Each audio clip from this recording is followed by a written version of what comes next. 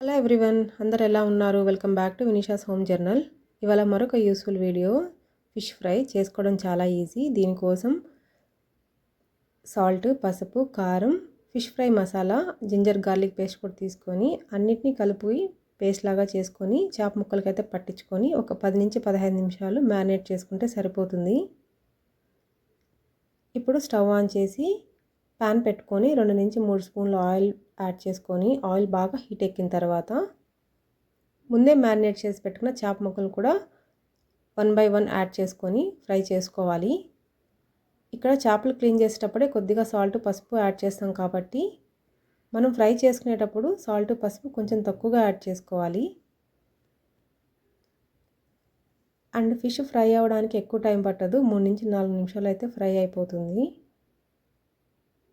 ఇప్పుడు ఫిష్ని medium flame పెట్టుకొని అన్ని వైపులా బాగా ఫ్రై అయ్యేలా ఫ్రై చేసుకోవాలి.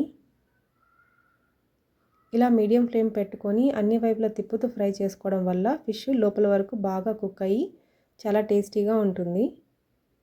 చూసారా, కరెక్ట్గా 2-3 నిమిషాల తర్వాత మనకైతే ఈ విధంగా ఫ్రై అయిపోతుంది.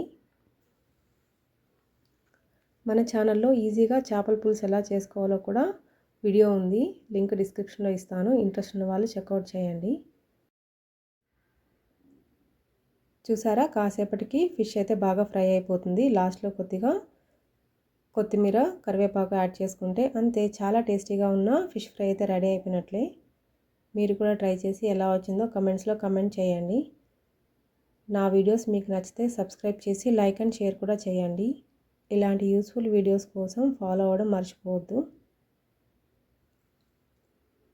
ఇంకొక యూస్ఫుల్ వీడియోతో మళ్ళీ కలుద్దాం. Thanks for watching.